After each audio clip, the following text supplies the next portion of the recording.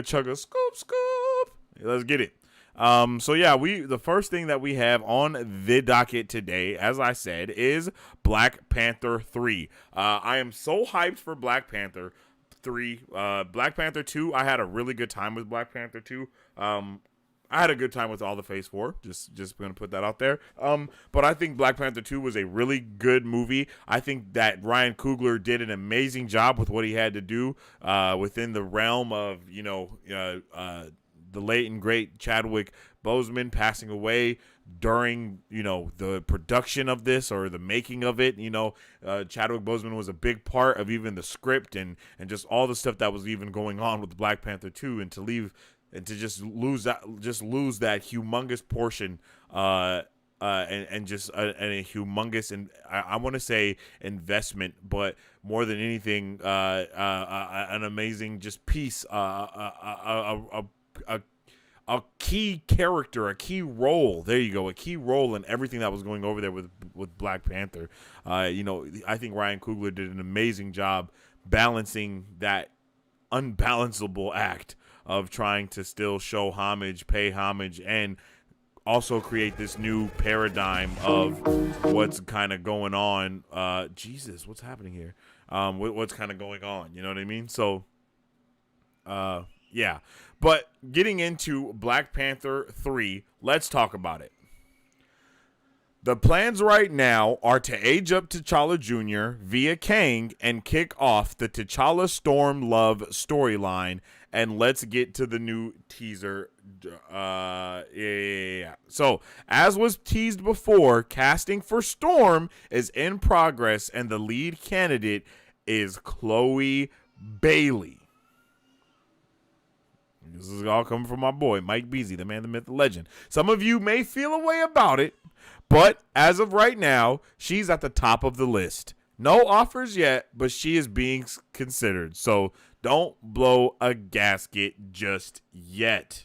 So yes, that is so we have previously talked about them wanting to bring in T'Challa Jr., aka Toussaint, that we met in Black Panther 2 in the post-credit scene. They want to bring him in, and via Kang, and no doubt what they're going to be doing with the Secret Wars stuff in the multiverse, they would want to age him up in some way, shape, or form, and then go on with him being with Storm storyline, and with Storm being played by none other than Chloe Bailey. And Chloe Bailey, if you guys don't know, I believe Chloe Bailey is the Little Mermaid. So I do kind of want to hear how you guys would feel about this, first and foremost. I know this would definitely be a shakeup to what we have seen happening within the MCU, but everyone was screaming to recast T'Challa, and it seems like this is the way that they will do that. They're going to recast him in universe, though.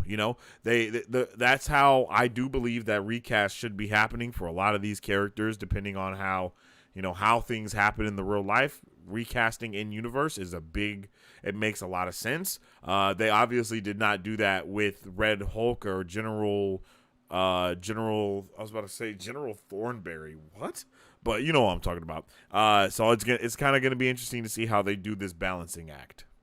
But to continue, there will be multiple villains in this third film, but one of them in discussion is Doctor Doom. He was actually supposed to appear in a post-credit scene at the end of Wakanda Forever, but in true MCU fashion, they pulled the scene to be used later.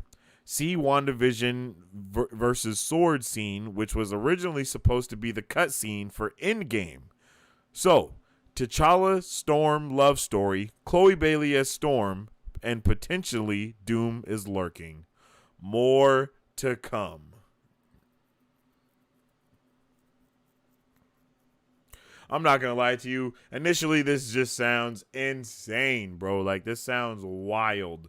It sounds like there is so much stacked in and stacked on here. I can't believe it. I'm not going to lie to you. But I'm definitely here for this regardless. Like I already stated, I think the in-universe retconning is a solid thing to do, especially for T'Challa's character, especially for Chadwick Boseman's character, just because of how much he meant to that character. And not to say it, not to say that General Thunderbolt or Thaddeus General Ross, his character wasn't as pivotal or anything like that. I don't want to mean it in that way. But you understand what I'm saying, and I can't wait to see how they pull this off.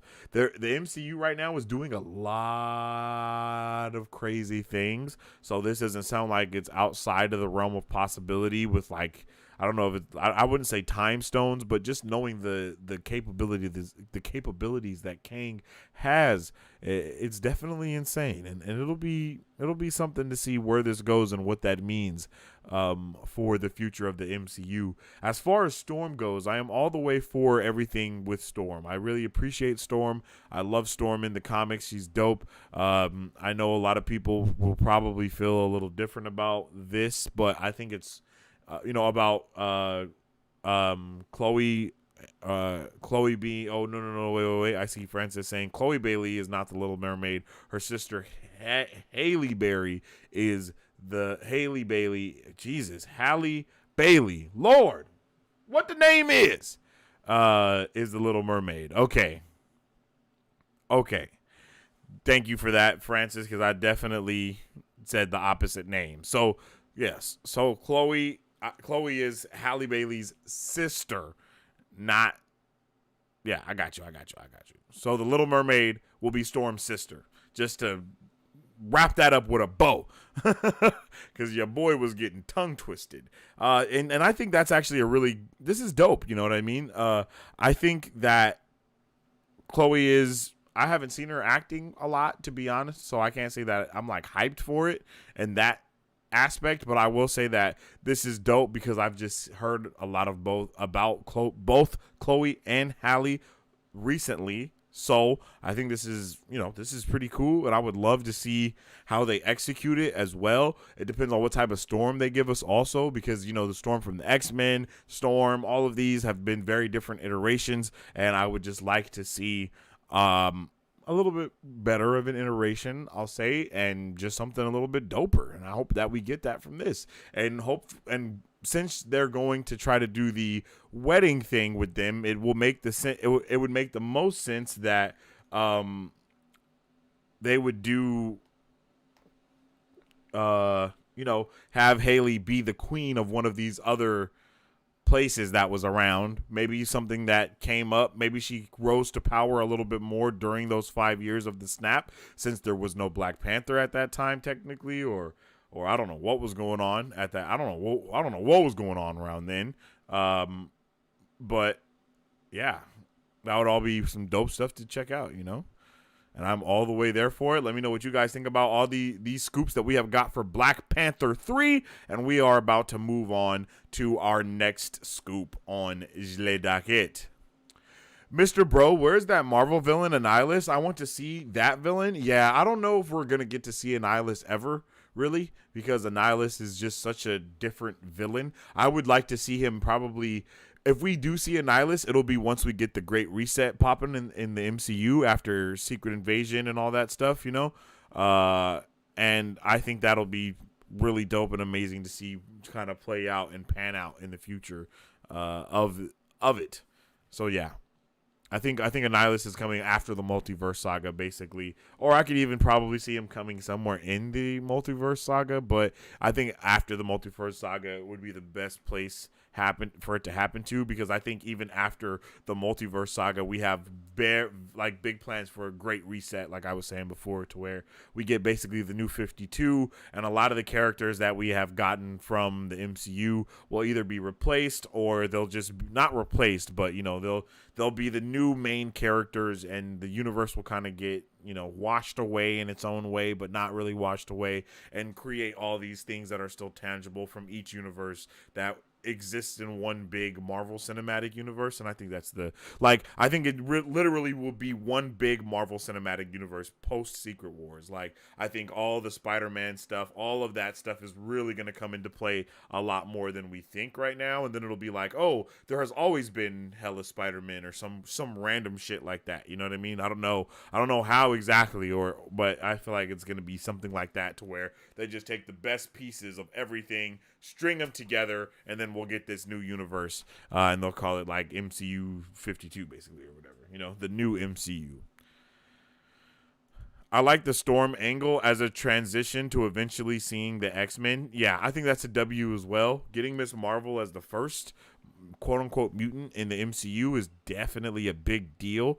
I'm kind of hoping that within the Marvels, though, that they retcon that in its own way to be like, oh yeah, he said that your shit mutated, but you're not an actual mutant. You're an inhuman. But then that would downplay the you know what I mean? So it's just one of those things to where it's in the air, and we kind of just have to kind of wait and see what happens. But I think Miss Marvel, but I think Storm is a great way to be introduced to the X-Men, especially being able to bring it in on the Wakanda level first, like bring it in on that level of, you know, like, oh, she's married to Black Panther or whatever, or this is what's happening over here, and then it's like, nah, but she's been all this other stuff. I think that would be really cool.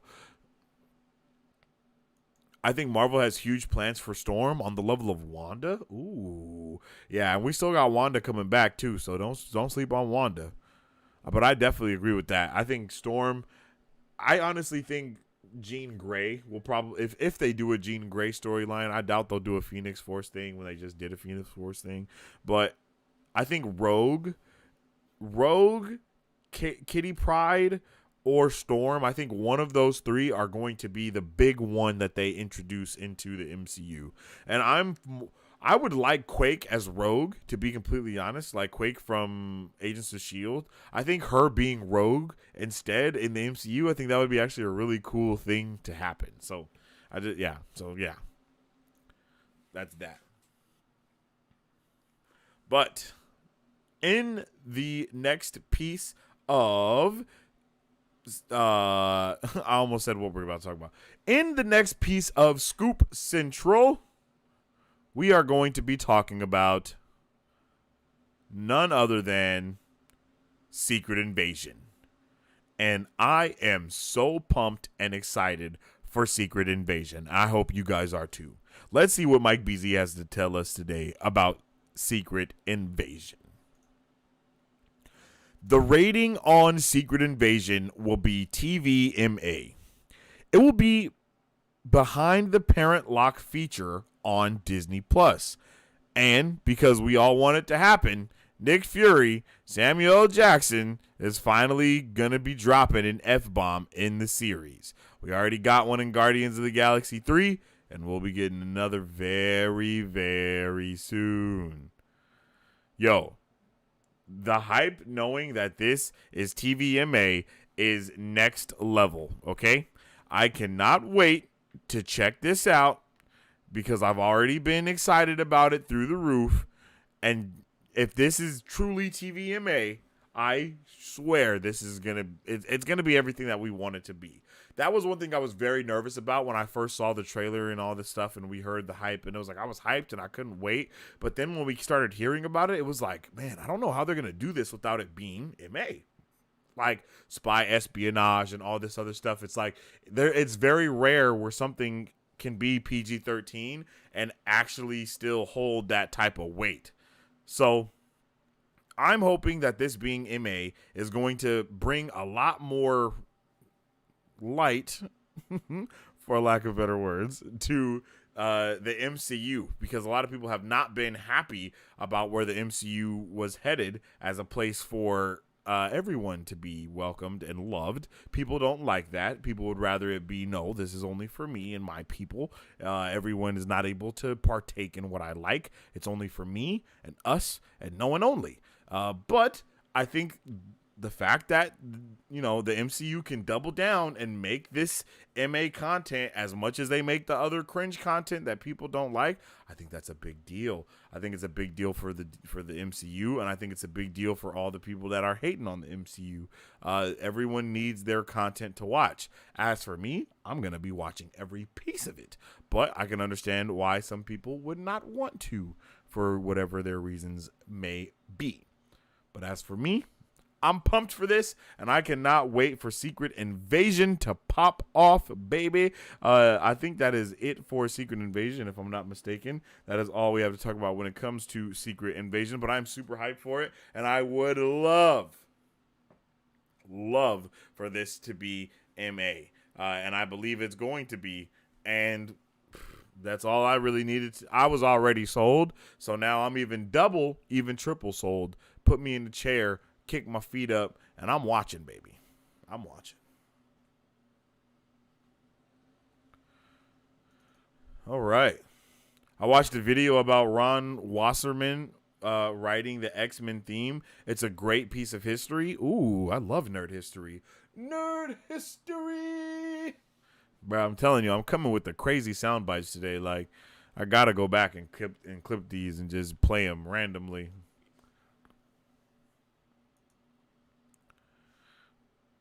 All right. We got two brawny people that we about to be talking about next. Two big brawly motherfuckers, you know what I'm saying?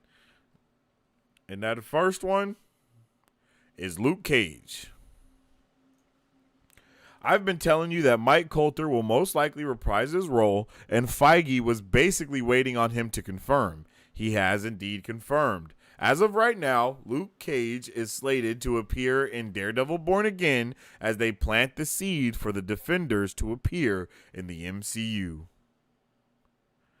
Man, I love me some Luke Cage. I'll tell you that. I think Luke Cage is a great show on Netflix. I think Mike Coulter is a great actor, and he does an incredible job as Luke Cage. He's so good that I honestly cannot see anyone else being him. Fortunately, we are not going to get Danny Rand, the Iron Fist. If we do get Danny Rand, the Iron Fist, he will be recast. It will not be the same person that it was in the original show, which I think is a W, because me personally wasn't the biggest fan.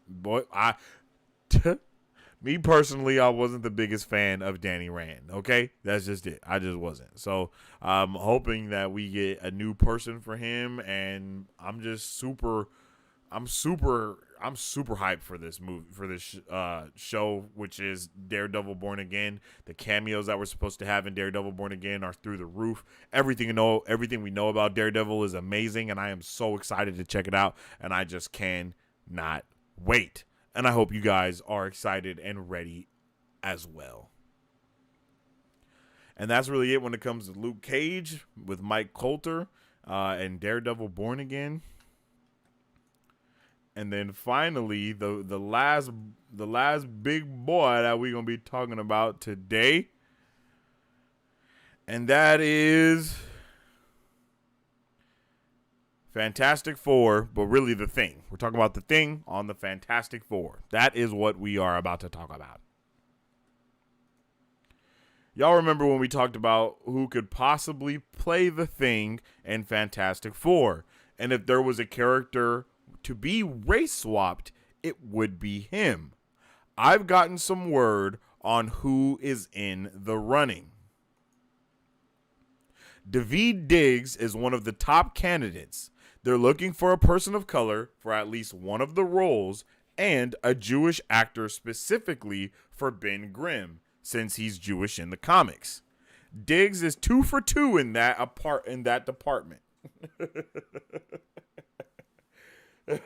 So it's very likely that we could be looking at Daveed Diggs as our new Thing. You know, I think that would be, you know, pretty solid. I have no idea who this person is. He looks pretty cool. I could see him being a Ben Grimm, to be honestly.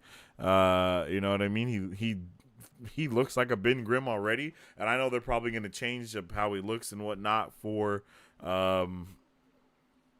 for the movie, but for real, he really does have like a Ben Grimm type of vibe to him, and I think that's awesome. And I am definitely here for it. I don't know why they're looking to cast a person of color so like specifically, you know. I understand definitely wanting to keep him Jewish within the comic books, but wanting to change his, I don't know.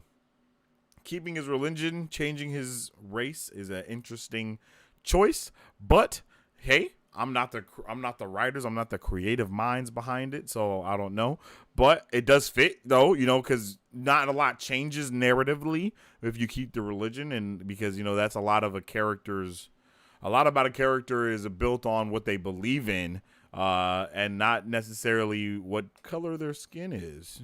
So I can understand it, but at the same time, I think it's a little uncalled for with the Fantastic Four specifically, and with you know anyone period for no reason. I don't see it if it's not narratively relevant. There's not a reason to do it. So that's kind of what we know though for the Thing and for Ben Grimm and whatnot. So let me know how you guys feel about that in the comment section down below, because I am definitely interested in hearing your thoughts. Fourth graders have salty mouths these days. They have access to the internet, which is unrated language ratings on shows. Movies are pretty pointless. Nah, not even, because my son don't watch none of that stuff at all. He has a kid's account on Netflix. He barely even gets to watch anime because, you know, it'd be wildin'. So nah, I think a lot of people are actually utilizing these things. It's just the fact that it's just parenting, yo. That's really it. I'm not here to shit on anyone's parenting, but you know, if you you should know what your kids are doing on the internet, because the internet is completely just unrestricted. So as parents, it's up to us to put that type of, I guess, restrictions onto what information that our children are able to access. That's just it. You know, there's no other way around it. And you know, I'm happy that they have this feature, because I wouldn't want my son watching Daredevil. Just to be honest, because you know there's some wild shit that's happening in Daredevil, and he's young, you know, and that shit is very impressionable on young audiences. That's not something that's just made up, you know. That's a fact. So yeah, I think this is a dub. I think it's a dub to see Secret Invasion being TVMA. I think it's a dub that is going to be behind the little lock wall. You know, the utensils, the tools are there to stop our kids from getting access to these things. It's up to us as parents to utilize them. You know what I mean? So yeah, you know, yeah. So I can't wait to check out. I can't wait for Marvel to get more into this position, you know. And if parents want their kids watching that shit, that's up to them as parents. You know, that's not nothing that anyone controls other than the parents. In my opinion. And it's once people start being like, oh, it's because of the internet. It's like, no, son. You know what I mean? If a kid got access to a bottle of alcohol and got drunk, that wouldn't be on the kid. That would be on the parent immediately. That's the same way that it is with with social media, with any of this technology. It's not to me, it's not rocket science to me, but I can understand why some parents don't understand, because it's just the age of technology right now, and it's hard to put any type of restraints on technology, especially if the parents don't understand the technology well enough to put those restraints on it. You know what I mean? So it's a lot. Agreeing with Sensei, my kids are locked down on what they can access. Oh yeah, locked it down. It's like Fort Knox to try to get into something around these parts. And then we got we got Xfinity to where we can control devices. I'll cut your ass off the internet. You know what I'm saying? I am many things, but I am not a parent, and that's probably a good thing. Yo, Marisu. Nah, you seem like you'd be a W parent. I can see it. I can see you being a W mom, for real. You probably have like all the little snacks and shit. Have your kid watching all the Halloween movies every year. Yeah, you could do it. if you put your mind to it. No, I'm just playing.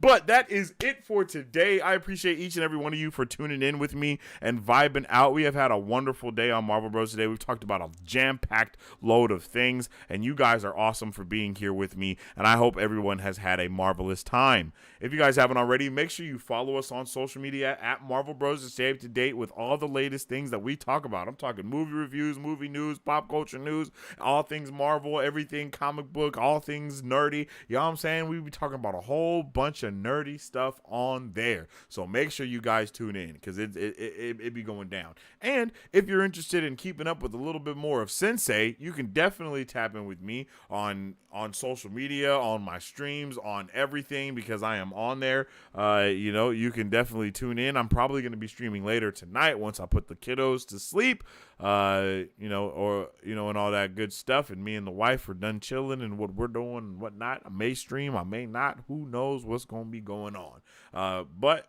regardless, I definitely appreciate each and every one of you guys. If you haven't already, make sure you drop a like and a share on the stream, because it helps out tremendously. You guys have been incredible today. I cannot lie, and I definitely appreciate it.